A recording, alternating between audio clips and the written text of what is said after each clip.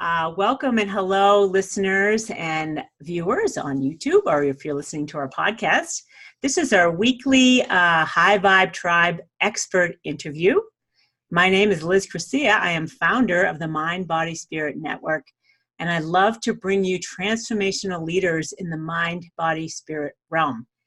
And today we have a really interesting guest. And before I introduce you to her, I'm just going to kind of pose some questions to you so that you can hear what the topics that we're talking about are today.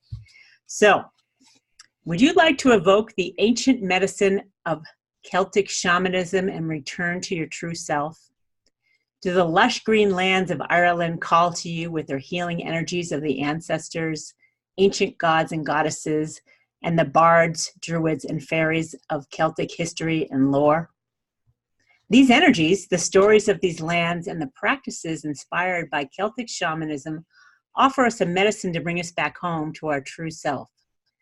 They help us reach beyond the mundane and overwhelm of our stressful modern lives and be more attentive, present, and receptive to the beauty and wisdom of the land.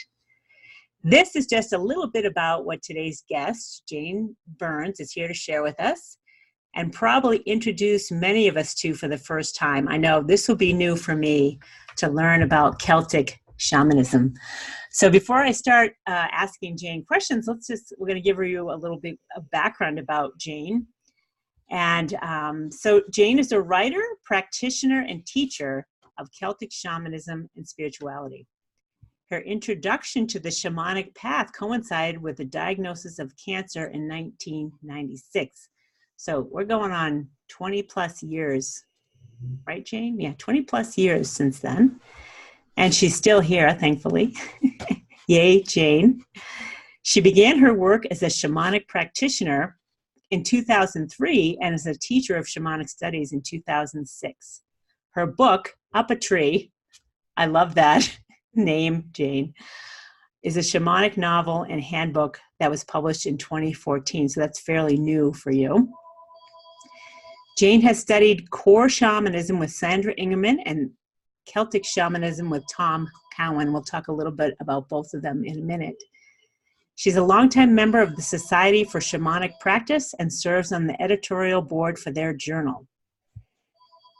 She teaches a variety of courses on Celtic shamanism, Celtic myth, and the bardic tradition. We're going to ask what that is too, Jane. I've never heard of that before. She's currently at work on a novel entitled The Hungry Sea, which is a modern love story interwoven with ancient Celtic myth. All of her work is inspired by a 40-year dedication to her own spiritual growth and path. Jane, welcome. Thank you for coming here to share this with us. And Jane is the... for asking me. Oh, my pleasure. Jane is coming to us from Southbury, Connecticut. Southbury, not Sudbury, right? And I'm in Colorado, just outside of Aspen, Rocky Mountain High land. And I am partners with the Shift Network, and Jane is one of their newest faculty members as she's introducing her work in a current event. It's starting on August 7, 2019. So if you're watching this past that, this is a little bit dated. But I do want to let you know that her upcoming event is called The Gift of Celtic Shamanism.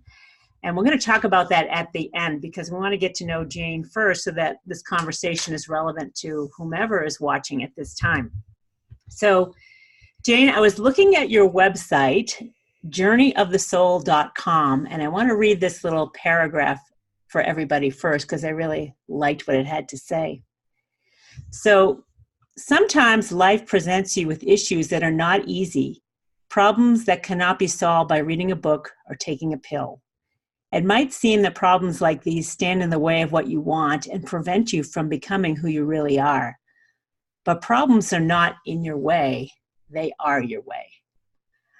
I really loved that. And it's kind of a simple segue into the question of how did this shamanic path help you as it coincided with the diagnosis of cancer in 1996?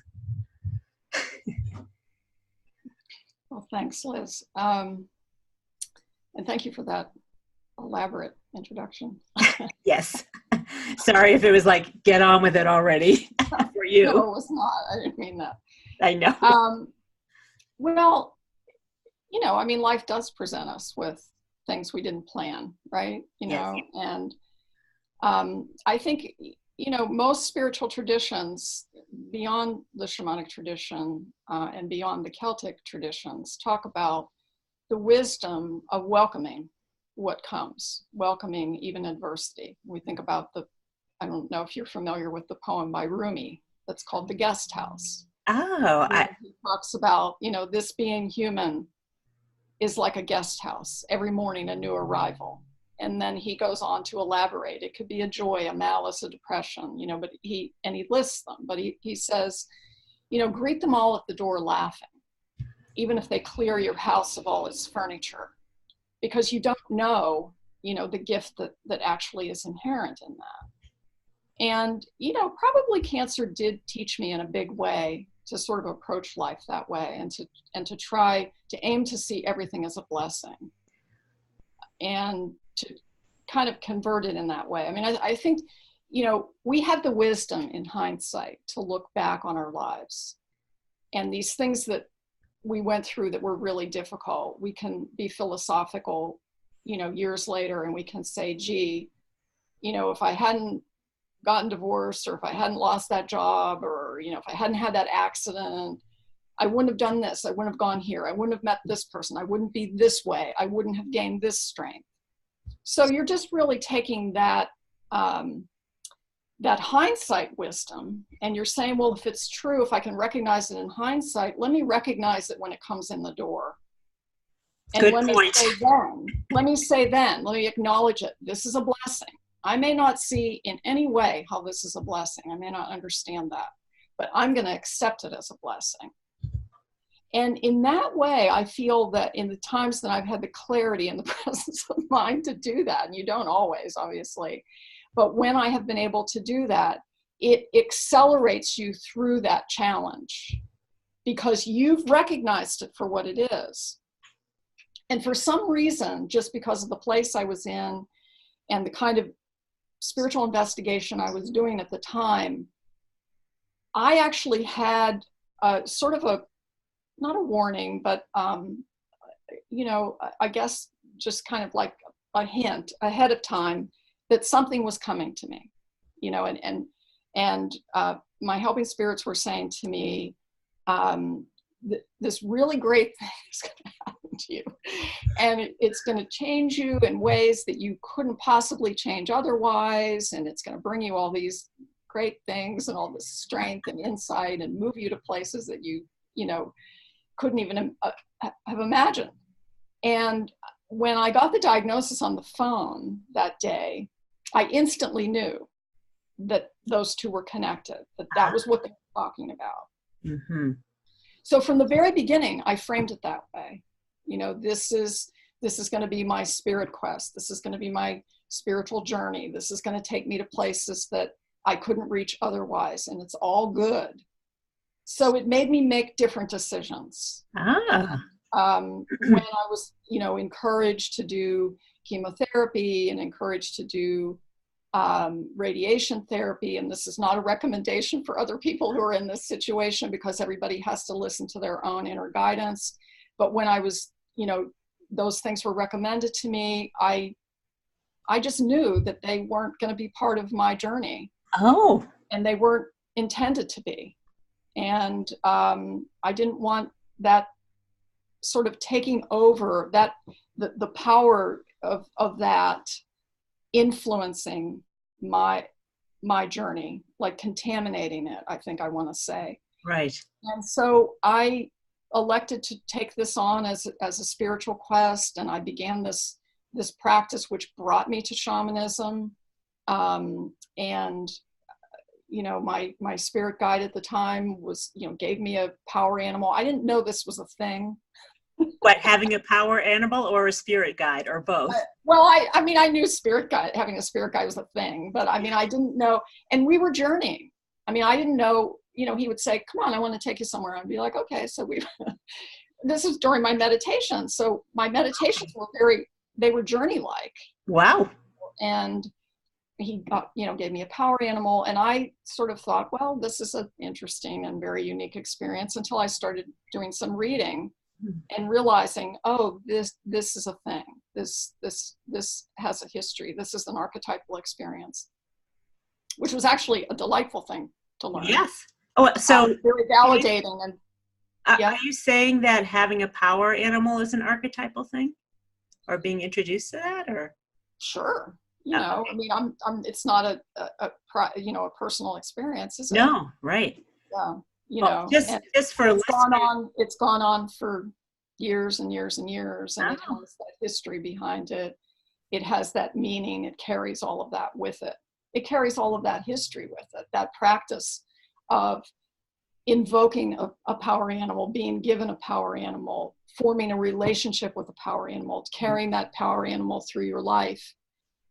It's very, very essential, I think, to the type of life that you're going to be living, right? Yeah. And in addition to that, it's a practice that is not unique and personal to you in that particular life.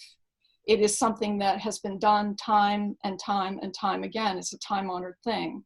And any of these time-honored spiritual practices hold great resonance, hold great power.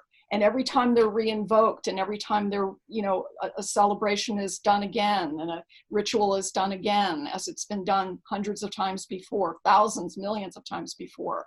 Every time a prayer is said that has been said millions of times before, it carries with it all the resonance from all those other times when it was said. It holds all of that power. So that's what I mean when I say, this wasn't something that was unique and personal to me, that it was an archetypal experience, a universal experience. Okay, so I just want to mention something that's, in case viewers are listening are thinking, power animal, what's up with that? I had a quantum spiritual awakening. It was quantum. And this notion of animals came to me, like I saw snakes a lot during that time. So I started to look it up online and say, what's the symbolism of the snake? And it was super helpful to me, as all these animals would show up, like a bunch at a time. I'm like, all right, let's go see what this is all about, and kind of understand the energy of it and what the message is. And just so you know, if you see, if I see animals like a bear, which we have around here, and I don't see them often, but when they show up a lot, I'm like, all right, what's going on with the bear? It's kind of fun at the very at the outside of it all. It's just kind of fun. But then I think what you're saying, Jane, is you start to kind of feel the energy of it and add onto what's already been acknowledged. Is that accurate? Or sort of? Well, yes. I mean, what I do want to say is there's a difference between, when you have an encounter with an animal in the real world. Sometimes that's very specific to what's going on with you, and that animal and the spirit of that animal is coming to give you a message, or coming to give you maybe a moment of where you can experience a certain amount of wonder and awe that takes you out of your mundane world and lifts you up into a different place. There's all kinds of reasons why nature spirits and nature beings will do that for us, and they do that for us on an ongoing basis. And the more you're alert to it, and the more you're awake to it and waiting for it, the more it comes. So that's one thing. Power animals, I mean, they're interesting to me as a phenomenon, but I mean, I really feel that not only do they provide guidance and protection and a way in which for you to expand and become more than you are or were, but they sort of, to me, they kind of represent a part of you that isn't expressed, that needs to come into fullness. And they come with that medicine, that particular medicine, to afford you, through that guidance, through that presence, the opportunity for you to develop that within yourself, to kind of become that power and that power animal. So they are a guide, but they also represent the part of you that requires attention and growth. So now, do you have one throughout your life, or does it change throughout your life? Or what would you say? Ask this question. It's so interesting. I kind of go with the school of thought. I mean, I don't think any of this is hard and fast, but I kind of go with the school of thought that you have this one main power animal that is with you for life. And God knows, maybe it's been with you for other lifetimes. I don't know.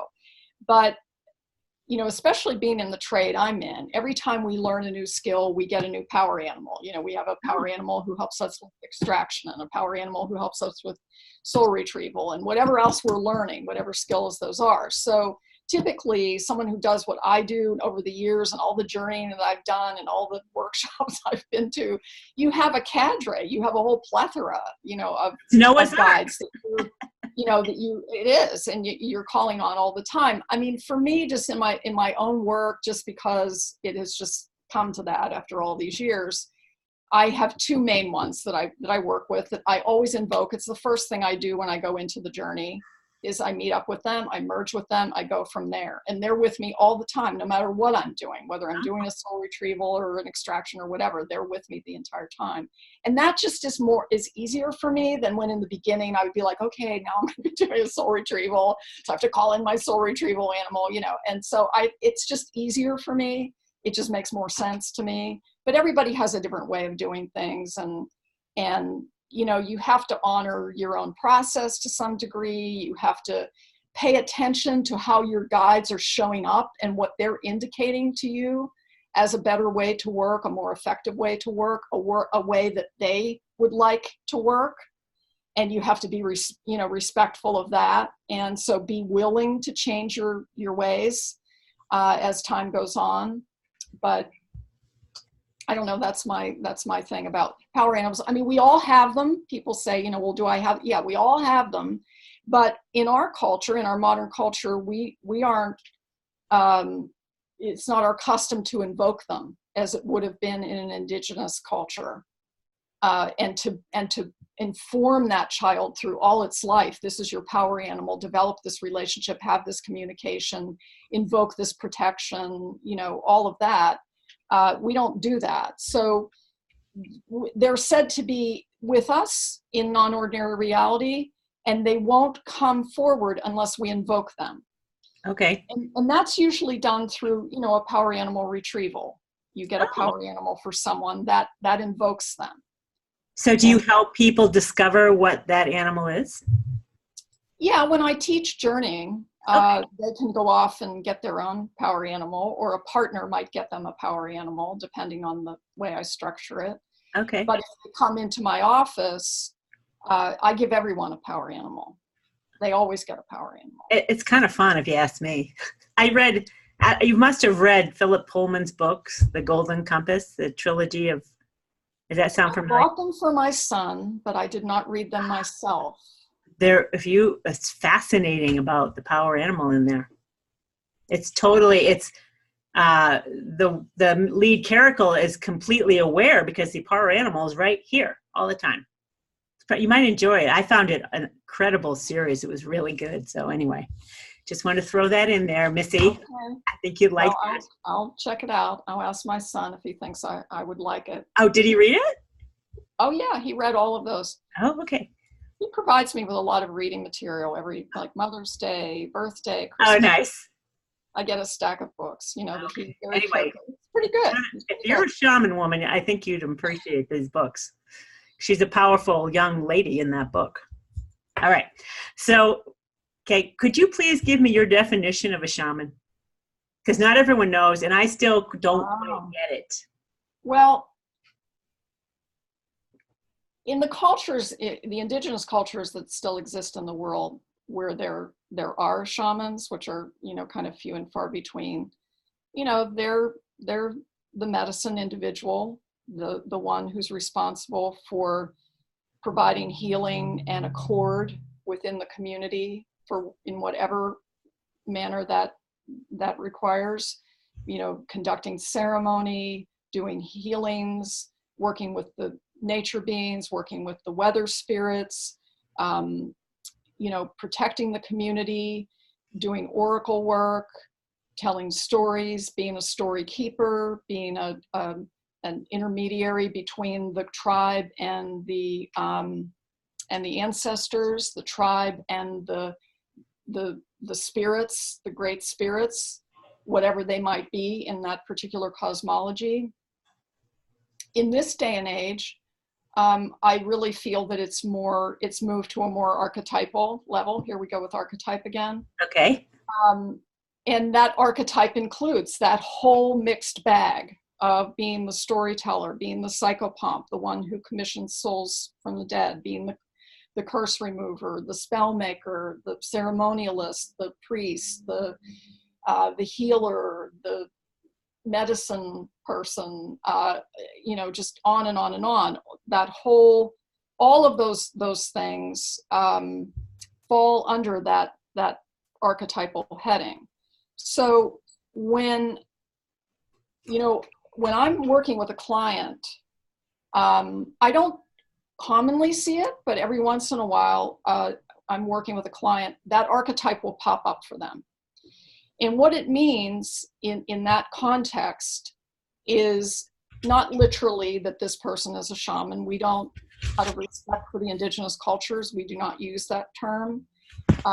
One of the things that Snadra Ingerman always says about the term shaman is a term that is awarded to the individual by the community. The community acknowledges them as the shaman. It's not something that you take on and call yourself. And certainly in this modern time, when we are going back to the old ways and invoking the old wisdom and pulling forward the wisdom of the ancestors to help us with our modern day issues and our modern day problems, we are not shamans. We are shamanic practitioners. We are practitioners of those arts, of those shamanic arts, which have been passed down for eons through many cultural expressions of that. And so we don't use the term. Okay. But as I said, the archetype shows up. So it could mean, for instance, that individual for whom a shaman archetype shows up, it means that they, this is an area where they can investigate. At the very least, they should learn to journey. They should learn to start working with helping spirits and maybe allow those helping spirits to guide them as to what kind of shamanic work they should be doing. Is that kind of what happened with you, Jane? You had guidance and direction as to what type of work you should be doing? I think it was twofold, my whole experience with shamanism, because at first it was a personal practice, that was given to me, gifted to me when I was diagnosed. But it was a personal practice of mine for about 7 or 8 years. And then there came a time when I decided to take it up as my work, to take it to community. In other words, to take it out of the personal and take it into working with others. And so I began to take training. I began to go to workshops, not just out of my own personal interest, but with the idea, like, maybe this is work that I could do for others. I had been dabbling around in, spiritual arts, healing arts for a while. I had been doing past life regression work. I had been doing channeling. I had done medical intuitive stuff for a while, psychic counseling, and so I was kind of in the church. I wasn't in that pew, right, but I was kind of in the ballpark. And so it made sense for me to step into that. And I kind of, because of circumstances in my life, kind of needed to do that, to put myself out into the world. And so it made the most sense to me. And again, at that time, someone handed me Medicine for the Earth by Snadra Ingerman and said, "Here, I think you should read this." And I went home and I read it cover to cover. And it was like, oh, that's what that's called. Because they were things that had already been coming up in my work with clients as a psychic counselor and as an medical intuitive empath kind of person. Those things had already been coming up. And so it struck a real chord of familiarity. And I decided, okay, I'm going to do this. So I went downstairs and I pulled out of, my mail, an Omega Institute catalog. And I flipped it open, and there was Way of the Shaman, taught by Snadra Ingerman. And I called them up and I said, are there any spaces left? And they said, there's one space left. And I said, hello. Fine. I would like to have that. Thank you. Nice. And so it just proceeded from there. I took the class with her. I did some work with Betsy Bergstrom in depossession. I took a class with Tom Cowan in Celtic Shamanism. That was my introduction to Celtic Shamanism, which really, grabbed my interest big time. And then I went on, I took soul retrieval with Sandra, and I had an interesting conversation with her at that time. I had only been studying about a year, and but certainly practicing and having an interest in shamanism for years before that. And I sat down and explained to her like where I was, what I wanted, the kind of work I wanted to do, who I wanted to work with, what should I do next? Should I do this training? Should I do that training? And she said to me, just start. Anywhere? Just start. Okay. And those two words carried me. They still carry me, Sandy, for years. I mean, every time I would think, well, how do I tackle this? Or what do I do? Just start.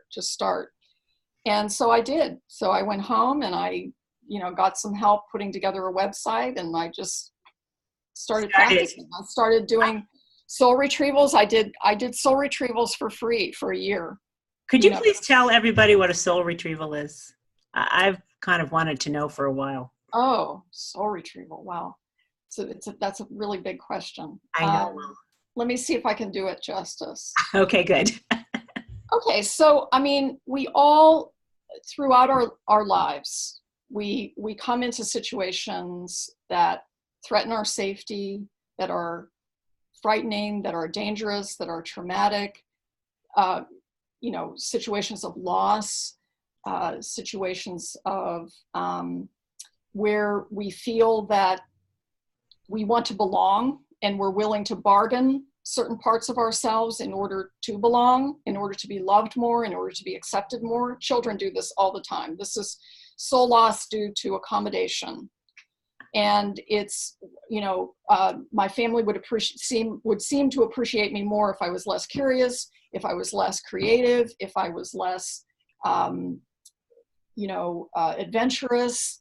And so therefore I will let go of that part of myself. I will tone that part of myself down so that I can fit in more, and I won't stress my parents out as much, and they will love me more because of it. And children really need to make decisions like that, because so much depends upon their relationship with their family. That's where everything comes from. That's where the roof over their head comes from. Their education about how to be in the world comes from their home. Certainly their parents are a source of love, of care, taking care of them when they're sick, feeding them, clothing them. Everything comes from the parents. And so you are willing as a child to do whatever it takes to remain in their favor. So you're not going to interrupt the things that your survival is so dependent upon. That's one kind of soul loss. But again, as I said, any kind of trauma, abuse, an accident that you were in, the loss of someone. Sometimes, people can be heavily impacted by the loss of even a pet. And it can create soul loss because a part of them is so attached to that, then there's no place for that part of them in this ongoingness of life. And so where does that go? And those soul parts, we say, go to non-ordinary reality. I kind of say to people sometimes, it's like it's offline.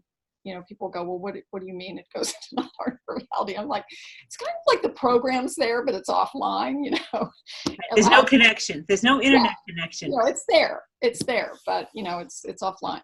Okay. And so with soul retrieval, usually, now here, that this goes back to what you opened with, your opening question, when you were talking about they're not in your way, they are your way.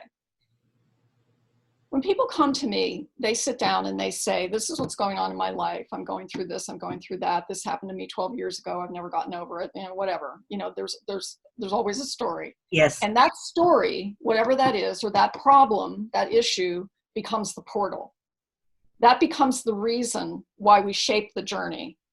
Because we want to bring that into balance. We want to shed some light on that. We want to relieve the discomfort or the confusion or the feeling of unmitigated loss, the grief, the depression, the anxiety, whatever it is that the person is experiencing. And so you're using what they're experiencing in their day-to-day life, through which they're suffering to some degree and struggling to some degree. You're using that as the portal to go in and find the answer.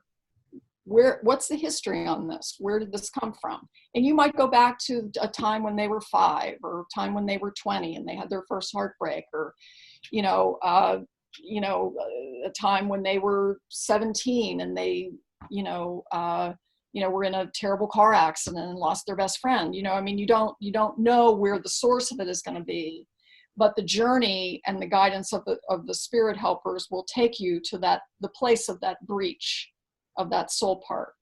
Then as the practitioner, you go and you find the soul part. Where is the soul part? What part of that person does it represent? Does it represent their sovereignty? Does it represent their will and determination, their sense of entitlement, their vision, their voice, their strength, their courage, their creative expression? It can be any and all of those things. You don't know what you're going to find until you get there. And then you see, there's always it makes sense, why in that circumstance of loss, why they lost that particular thing. So say a child with a very exacting parent that they're trying to, cultivate a better relationship with, and they're finding like, oh, I'm always out of line here. I seem to be distressing this woman, let me see what I can do about that. And so maybe they let go of their own will and determination, and they turn that over to their parent to dictate, and then as life progresses, they find themselves in situation after situation after situation where they might want something, they might want to change something, but they can't get there from here because they've lost their will and determination, or it's been suppressed and weakened to a dramatic degree, right? So I find out where's the soul part hanging out, and how old is it, and what's it experiencing. If I encounter a soul part that is in distress, which sometimes they are, sometimes they're quite content because they've gone to a place where they can express themselves. Sometimes they are, because of a traumatic experience, they are in distress of some sort. And so I will call in the helping spirits to heal the soul part, because I won't return a soul part that is unhealed. And then the soul part is returned through what we call the soul retrieval ceremony. And it's blown back into the heart chakra and restored, brought back online. Okay. And the person will also be given advice as to how to integrate, how to actually keep that part online.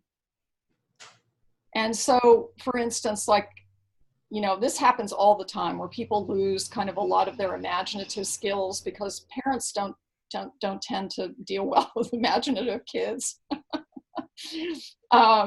And so, kids who are really, their heads in the clouds all the time and they're wandering around, and the parent keeps saying, you have to pay attention, or they go to school and the teacher is saying, why are you looking out the window, And so after a while, they lose that kind of dreaminess. They lose that wonder and awe.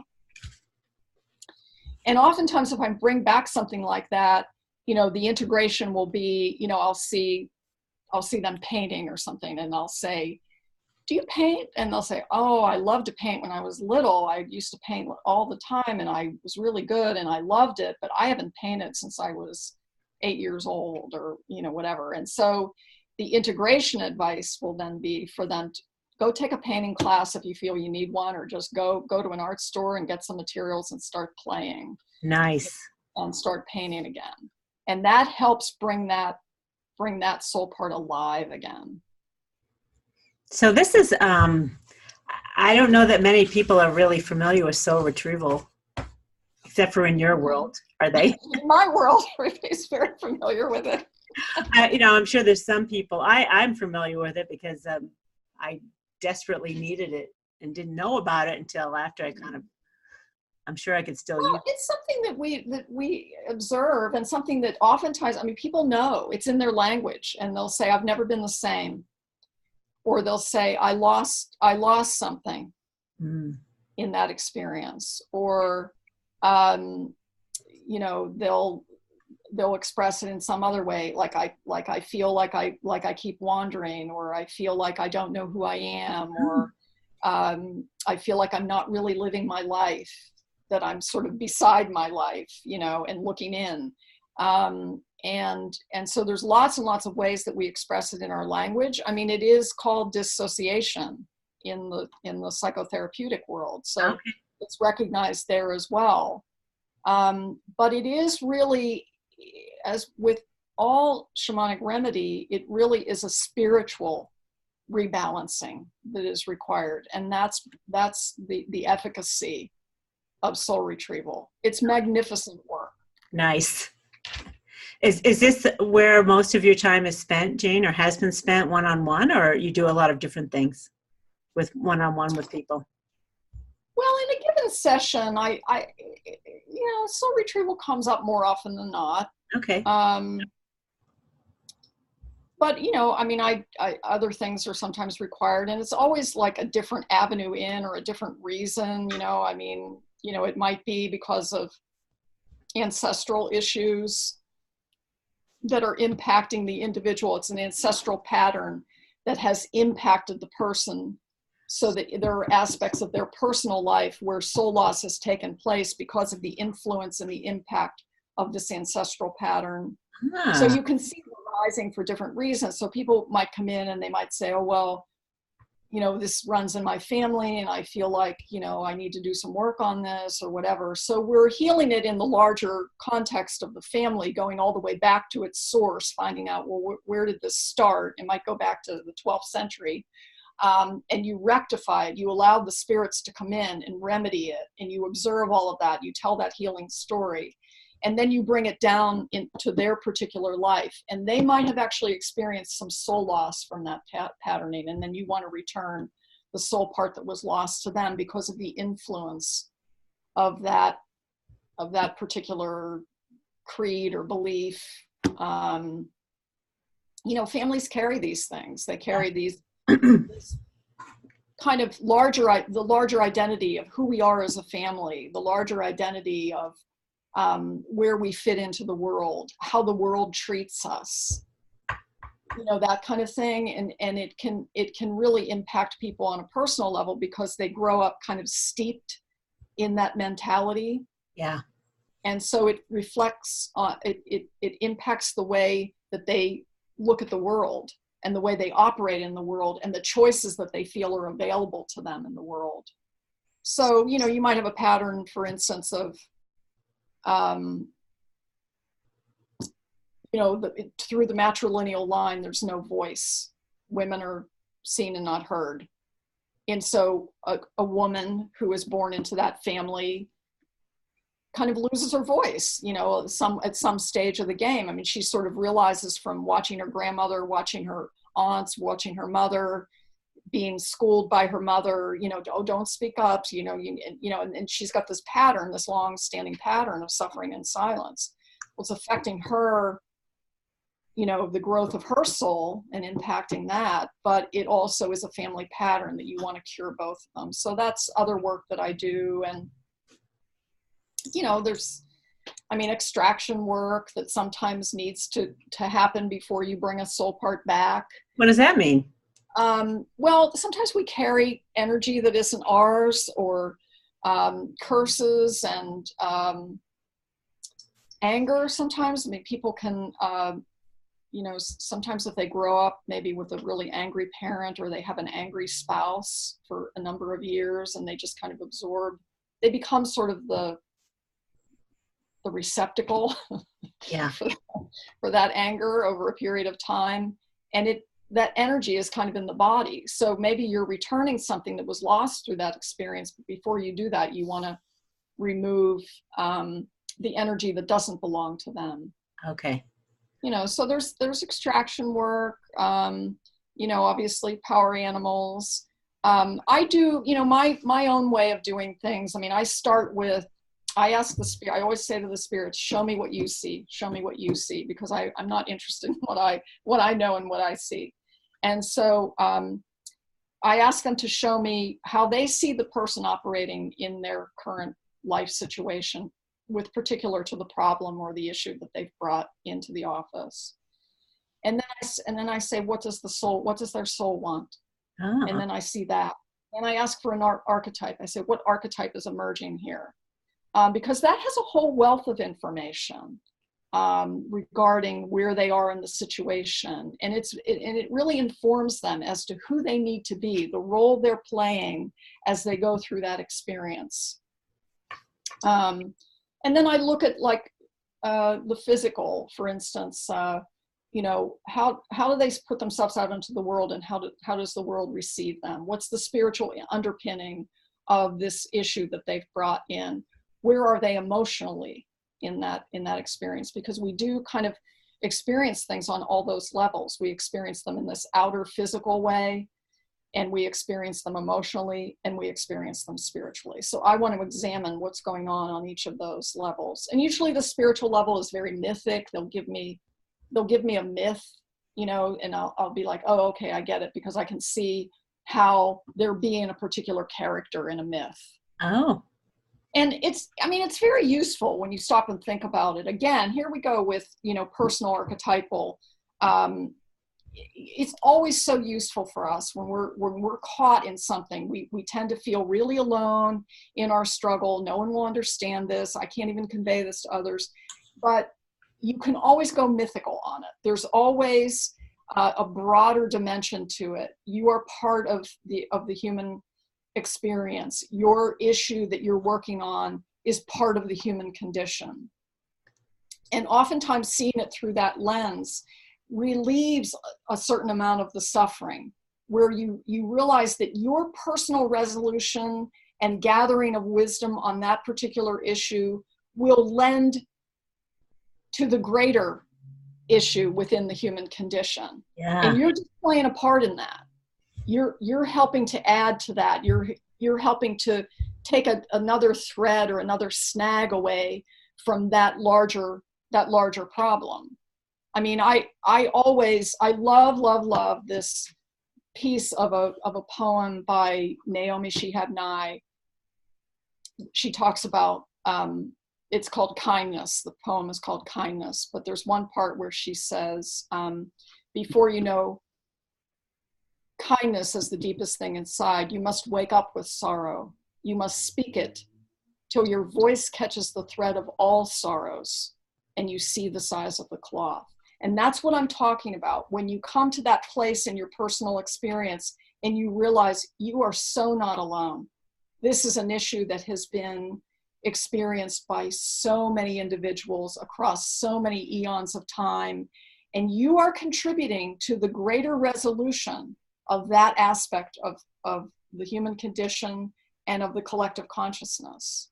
And when we can see things that way, we don't get so caught up in the suffering. We don't get so caught up in poor me and why is this happening? And, you know, we can be more in that roomy state of mind where we're greeting it at the door, laughing. Yes. And being, you know, being almost, I think sometimes when you can see things that way, you feel privileged. Rather than put upon, you feel privileged that you've been selected to play a part in this greater story. It's a much better way of living. Yes. You know, but again, it's another way in which you see, this is not in my way, it is my way. So Jane, everything that just came out of your mouth right now was ruminating around me today, and it has in the past with the greater understanding. Because I came into this awareness that there's some block, and I am clairvoyant, and I get messages, and I got a message one day, and the message was 2 giant blocks showed up, like big pieces of cement the size of storage units. And I'm like, huh. I mean, there was no mistaking they're significant. And one of them, I was told, was generational. And I'm like, what do I do with that?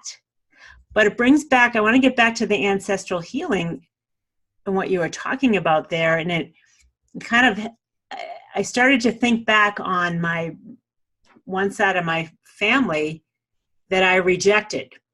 And I started to say, you know what? Just what you said, they came here to add on to the experience of this particular issue. And we're all adding to it and moving it along. And maybe we have, we step back from it and we lose some ground, but each one of us is adding to it, like you just said.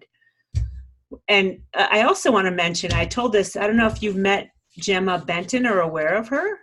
She was part of the Ancestral Healing Summit too. And I interviewed her and Sandra, of course, Sandra, you know her. But it was very interesting to me. I'm a marketer, so I pay attention to the website and analytics. And when I shared that Ancestral Healing Summit, there was a huge surge of interest online. And I'm like, whoa, something's going on here. That was very interesting to me. And I told Gemma, she's like, oh, that's so great to know that this interest of ancestral healing had come up, and it's coming into our awareness that it matters. And it came into my awareness like, oh, okay, I kind of get it. I'm starting to get it. Why everything that we all go through is just keeps adding on to the wholeness of all of us. So just wanted to add that in there. Okay. I don't want to drag this on too long, but I do want to talk about, your book, Up a Tree. Could you share a little bit about that? Well, I wanted to write a book. I am a writer, and I wanted to write a book about shamanism, about my experience with shamanism. And I kind of looked around and I thought, there's so many great books, not, like nonfiction books that are about shamanism and teach all kinds of aspects of shamanic journeying and the shamanic experience and all of that. And I thought, knowing the power of story, that people in many ways can understand things and can respond to things much more deeply if it's given to them in a story. And there's your bardic tradition that you were so curious about. This was understood way back when, by the great story keepers, the necessity of having stories to illustrate. It's like Jesus did this with parables. Right. These are teaching stories, and they demonstrate, they illustrate different spiritual principles. And so I created a circumstance. I just basically said to myself, I need a character who's just really between a rock and a hard place, and that I can start with that and find ways through shamanic healing that she can get herself out of that. I love that. And so it just happened that a friend of mine called me right around that time, and she was talking to me about her friend's sister. I know this is like 20 steps removed, but she started telling me about her friend's sister, and she was like, maybe you can do some shamanic work for her. This is what happened to her. She was like married for 20 years. Her husband died very suddenly. And she, after his death, she discovers that he was carrying on another life with another woman.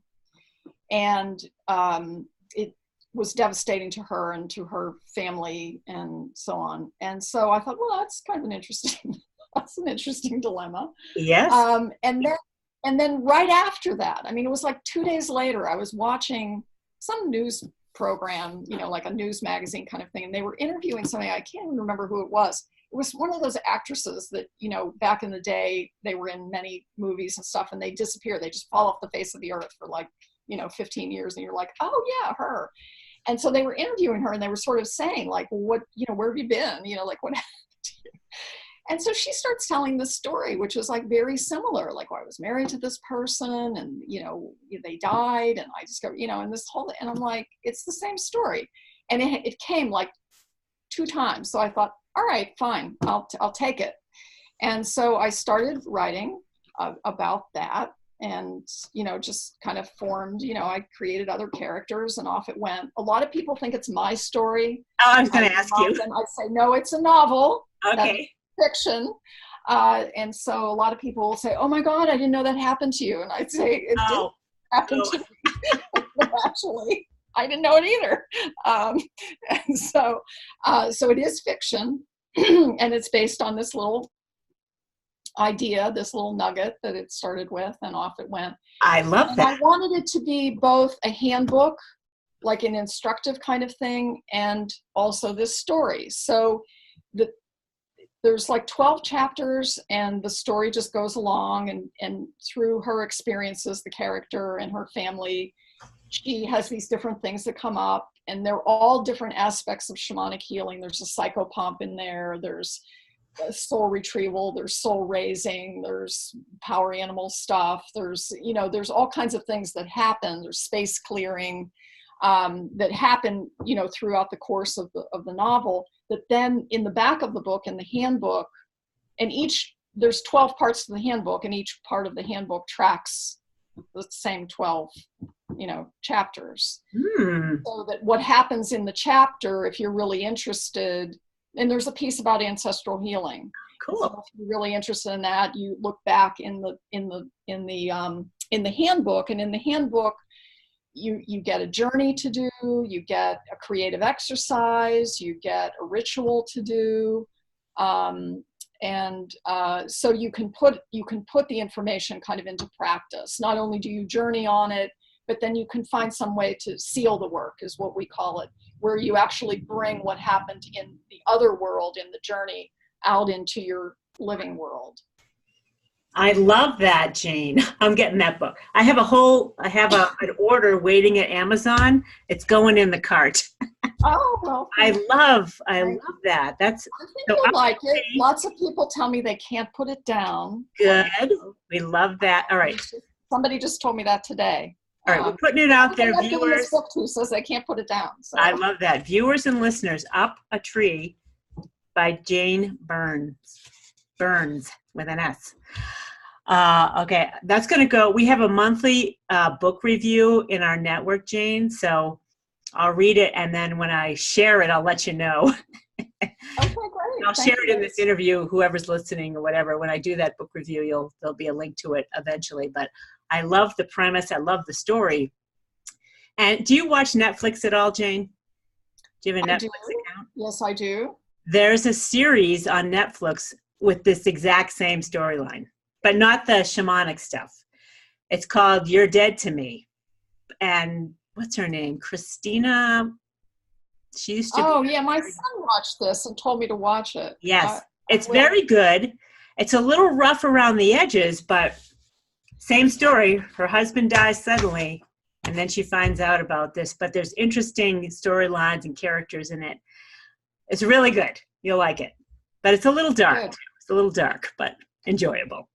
All right. Mine's not dark.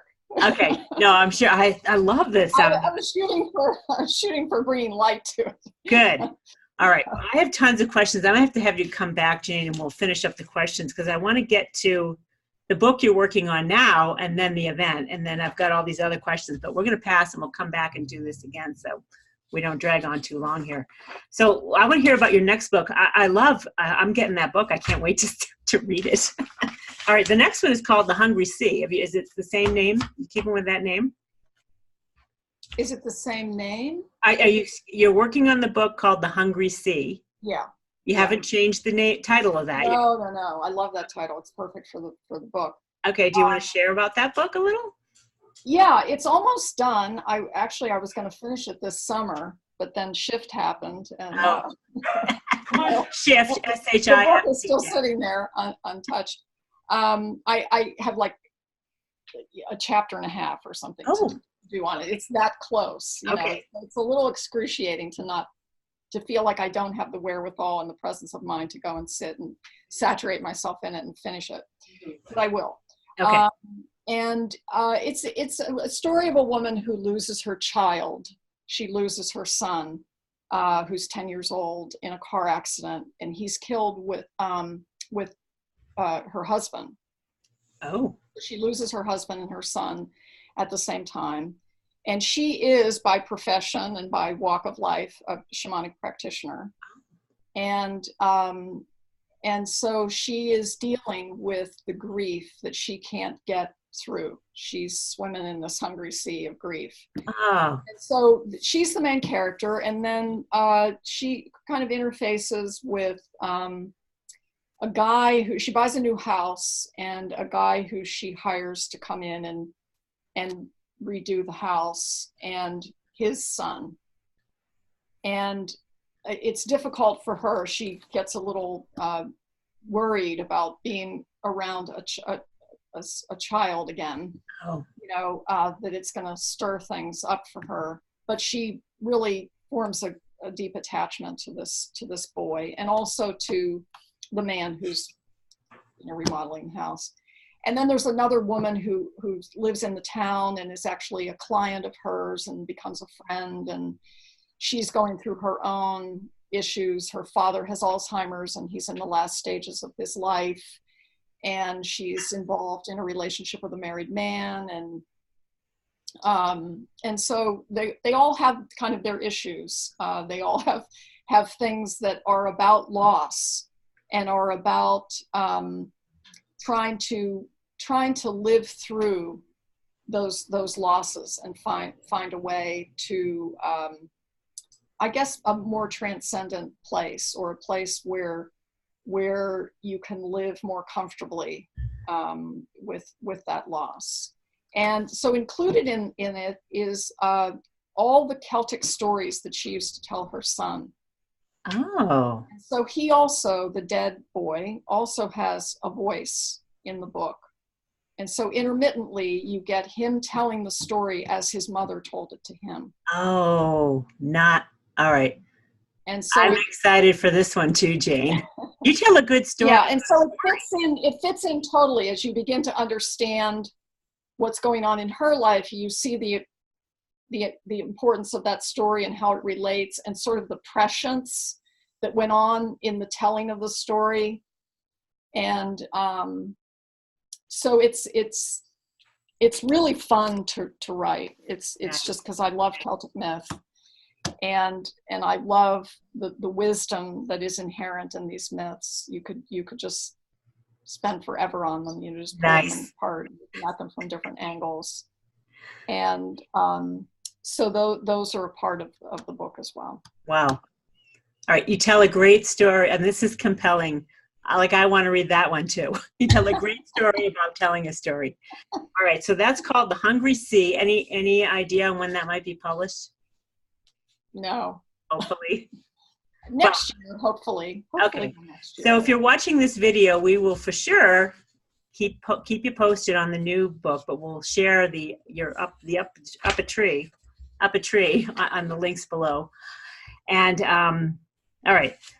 So I want to talk about your Shift Network event called The Gift of Celtic Shamanism, which is on the Shift Network. Just listeners and viewers that are out there, typically the Shift Network does a free 1-hour webinar with the faculty member, who is then going to deliver usually a 7 or 8 week course. Is that correct, Jane?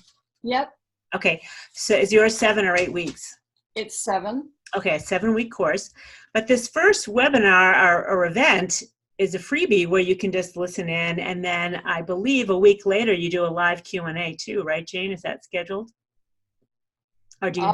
Yes, I believe that's true. Okay, so Wednesday, August 7th of 2019, Jane's going to have this webinar, and there'll be links to it that you'll find at the mindbodyspiritnetwork.com/interview-Jane-Burns with an S.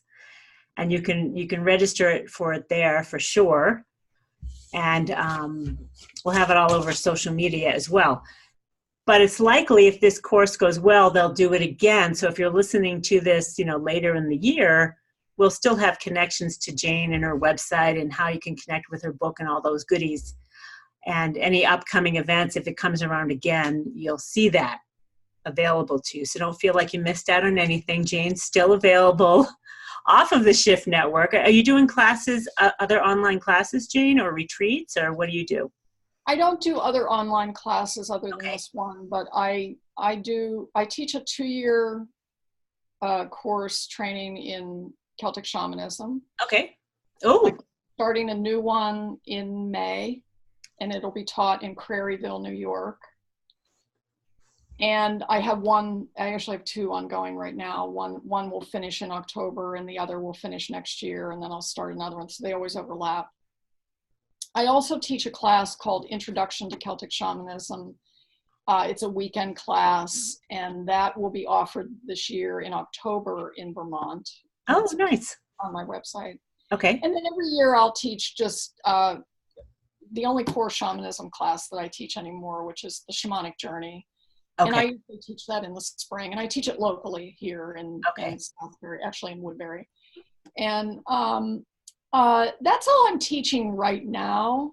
I do have other courses that are kind of listed as ones that are, in my repertoire. Okay. But I'm not currently teaching the others. Okay. I don't think we've answered the big question. What the heck is Celtic shamanism? Oh, that's a big question. We answered that question? I don't think we have. This is what this is all about. Okay, so typically the way that I answer that is to go first to the shamanism piece. And shamanism is, we don't even know how old shamanism is, but it's probably over 100,000 years old. Ooh. As a practice, as a phenomenon in the world. Okay. And from what anthropologists and scholars and historians have been able to determine, it emanated from Siberia. And then from there, humans migrated to different parts of Asia, Asia Minor, Australia, over to the Americas, and took those practices with them.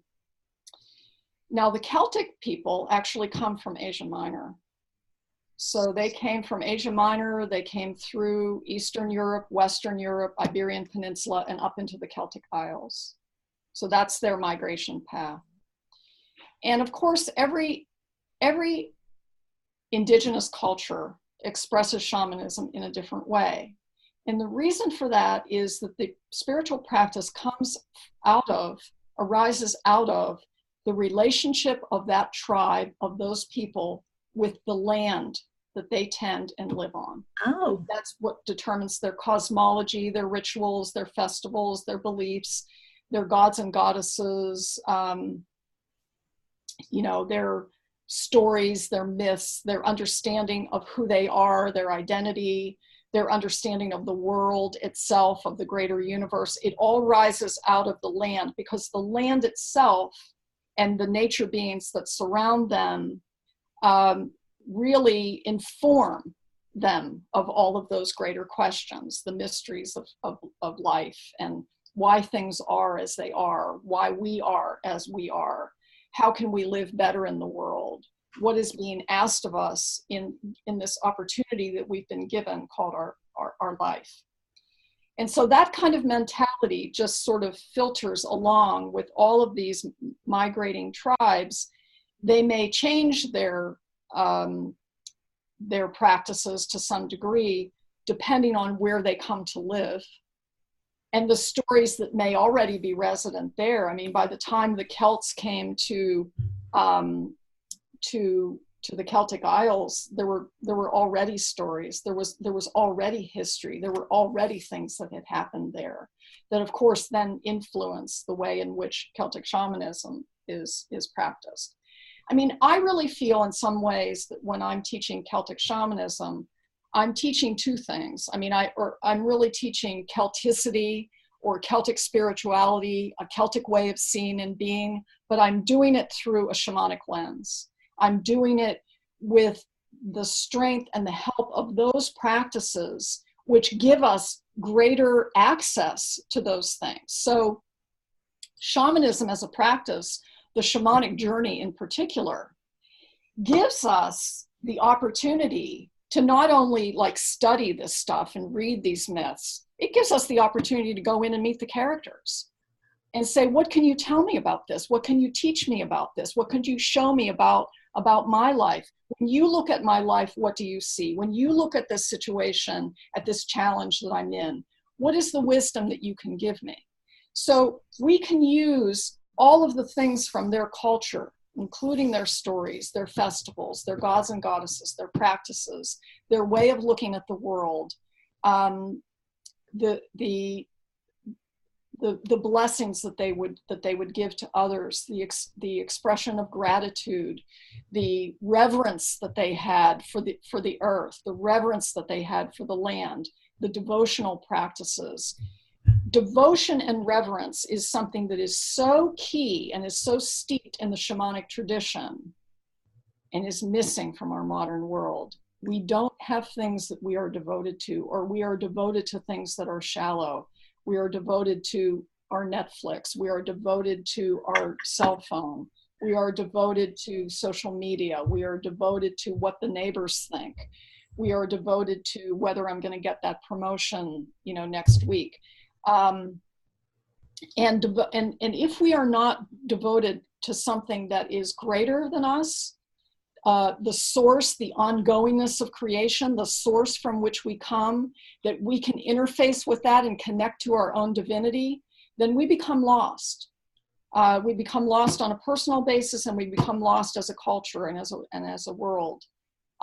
Addiction itself is a loss of devotion. Because we become devoted to that. We become devoted to the next time we get high, or the next time we get to eat, or, the next time, we get to go gambling. We become devoted to that. And our whole focus is on that. If you talk to addicts, they will tell you that. Yeah. My whole day is spent on figuring out where I'm going to get the next fix. And so that's what their life is devoted to. We are devotional creatures by nature. We must be devoted to something. And so that energy has to go somewhere. I really feel that when we want to go back and investigate and bring forward the wisdom of the ancients, which quite frankly, we really need in this day and age, and the indigenous elders that are alive today say this: we cannot solve our modern day problems without going back and invoking the old ways and invoking the ancients and bringing forward what they knew, because they faced chaos too. And they faced destruction, and they faced crisis. And they have, there is within the other world where we can contact the ancients, where we can contact our ancestors, the ancient bards, the druids, the gods and goddesses. We can go back and contact them and ask them directly to help us in this modern age, and help them to guide us through what we are now facing, and to do it in a more informed way. I don't know if that was a good explanation of what Celtic Shamanism is. No, it was. I got it. So right. What came to me is this whole, texting thing with everybody. The texting on the phone, the constant connection to the phone is like a giant soul retrieval waiting to happen, seemingly. Soul loss, I think, is maybe what you soul loss, right. Right. Yeah, well, it's true. Actually, quite literally, I was just listening to an interview on NPR with the woman who wrote the book. It was something about Ophelia, and it came out like 20 years ago, and it was about the crisis that was going on with teenage girls. Yeah. And she and her daughter have now written, 25 years later, they've written kind of a new addition to this. And what she observed through the statistics was that through the work that the book did in really waking people up to realizing the crisis that that teenage girls were in, they started, you know, kind of giving these girls the support that they needed in order to really come into the fullness of themselves. She said she says the statistics improve, and this as far as, you know, people, you know, children reporting depression and suicide rates and rates of bulimia and all that kind of stuff that they measure. The rates go down from the time she published the book until about 2008, and that was the year that the cell phone came out. Oh. And what she says is that what it means for these girls is that they have no privacy. They have no time to contemplate who they are, what their dreams are, what they're good at, what they care about, what they want to do with their lives.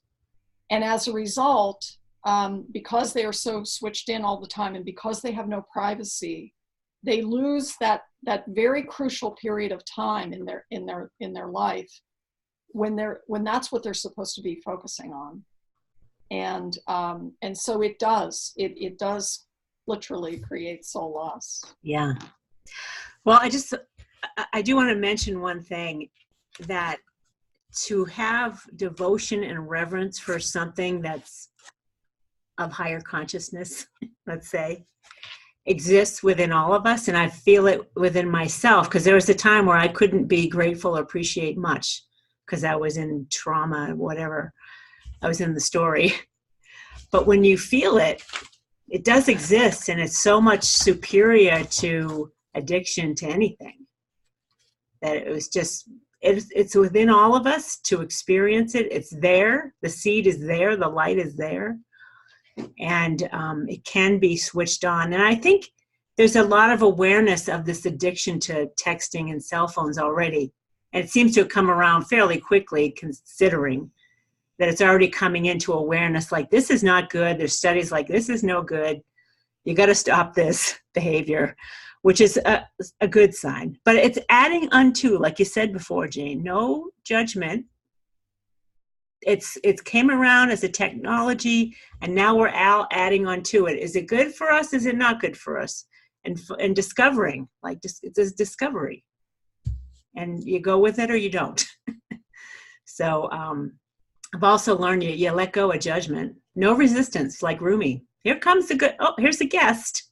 It's a cell phone with all this cool technology and texting. Come on in, and then you'll discover, oh, okay, I lost my whole teenage life to that thing. Right. If they ever discover that. Right.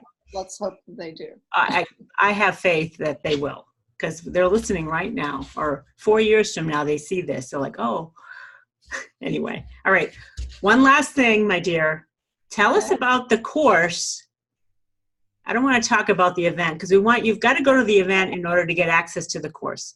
You can just register. You can listen to the event or not. You can go to the, you don't have to be there live. There's a recording for everything.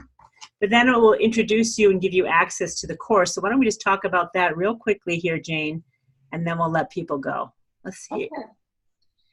So the course itself starts the end of August.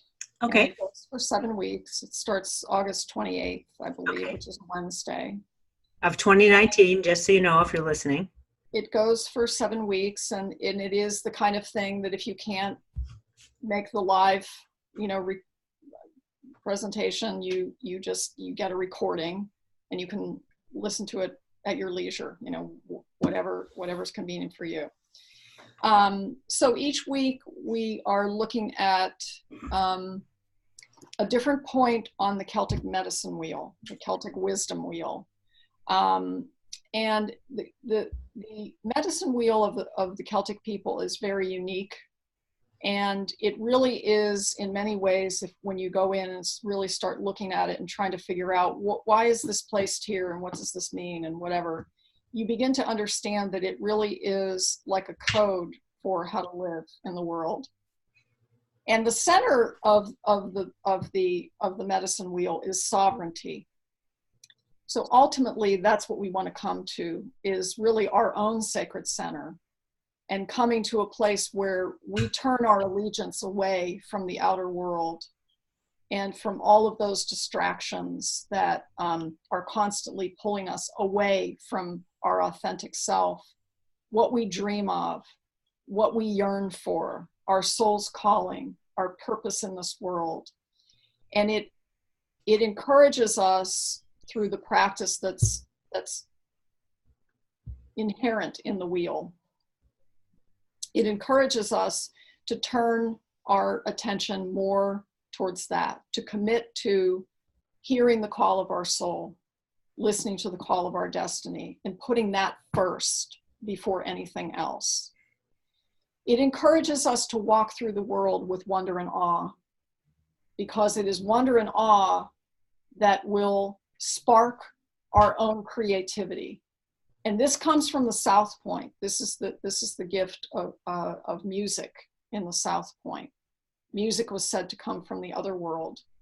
And it was actually a gift that was given by the gods to humans to actually help lift them out of the drudgery and struggle of life.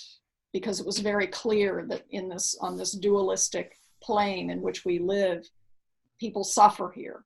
So let's give them something that can lift them out of that and give them relief. And that became the great song. There was this idea that everything had a song. Everything has a song. Everyone has a song.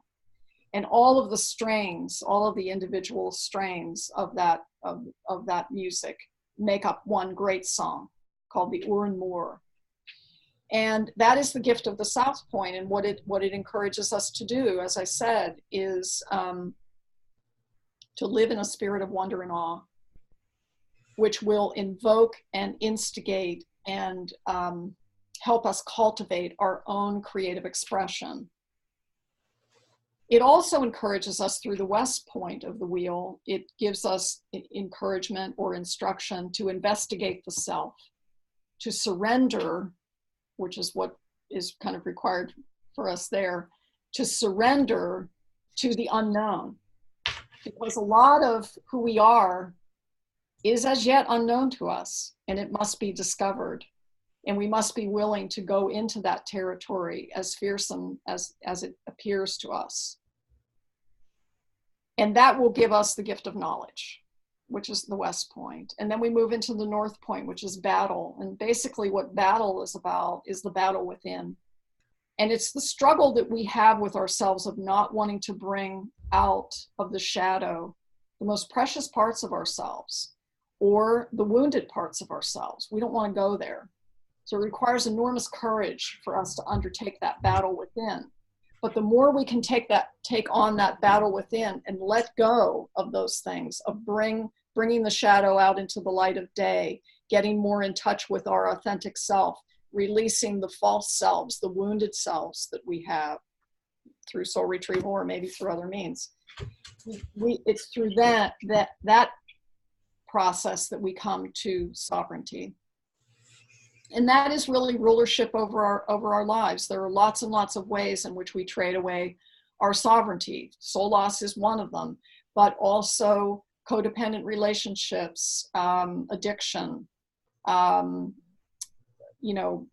being in manipulative relationships, being in abusive relationships, not wanting to use our voice, not wanting to speak up, suffering in silence, being a people pleaser. There's tons and tons and tons of behaviors that we have learned, adaptive behaviors that we have learned that fly in the face of who we are and fly in the face of our divinity and steal our sovereignty away. But it's also about the way in which we look at others. Judgment, envy, jealousy, all those kinds of things. Not only are we stealing and imposing on someone else's sovereignty with those expressions, we are also preventing ourselves from experiencing the freedom that releasing those judgments will give us. So that it frees up the energy that we can devote to ourselves and to following our destiny, rather than looking over the fence at what the other guy's doing. Nice. So it's it will ultimately culminate in a daily practice that people can undertake to inform their ongoing life as to where am I in this process? What is being asked of me? As this struggle, in this this issue that I'm having right now. And so it's a guide for that, and it's also kind of a daily practice to remind us to keep asking those important questions. Who am I, and what are my gifts and talents, and what am I called to do in this world, and how can I attain greater sovereignty? Nice. If listeners and viewers, if you're drawn to this, I have a feeling it's going to be quite a journey with Jane. She's a great storyteller, for one thing. She's very engaging. Well, as I'm engaged with you, very interested in what you're doing, Jane. I never thought I would be.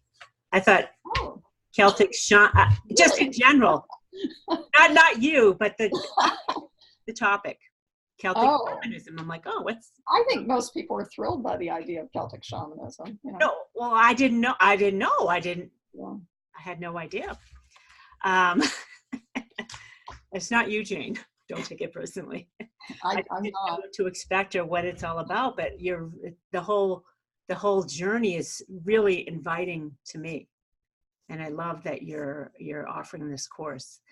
So if this is of interest to you listeners and viewers, again, you can go to the mindbodyspiritnetwork.com/interview-Jane-Burns, and I'll have it spelled out here on the video for YouTube.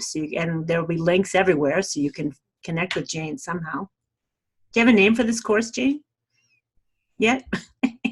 We've been banding these. Still thinking about it. Back and forth. Okay. And you don't have to say it. The name.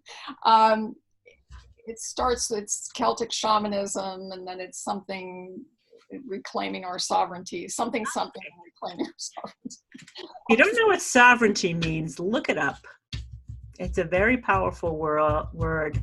It's all about sovereignty. Sovereignty is all when you're standing in your own true power. Yes. And freedom. It's a beautiful thing. Jane, thank you for coming to us today. Really appreciate it. Thank you, Liz, for asking me. My pleasure, my dear. I can't wait to read your book. I'm getting it today. I've got the whole thing ready to go at Amazon, so you're added to the cart. Boom. All right, great. Love it. Get that other book done, because I'm going to be eager to get going for the next. I'm going to binge read you. I want to get it done too. Okay, good. So if you're enjoying these High Vibe Tribe interviews we have going here with these transformational leaders from all over the world, please leave comments, share it on social media, subscribe to our YouTube channel at highvibetribetv.com, or if you're a podcast lover, it's highvibetriberadio.com. Again, my name is Liz Garcia, founder of the Mind, Body, Spirit Network. Thank you, every listeners and viewers, and we'll see you next week. I'm not quite sure who the expert's going to be yet, but someone's popping up soon. Thank you, Jane. Thank you, Okay. Liz. Yes, my pleasure.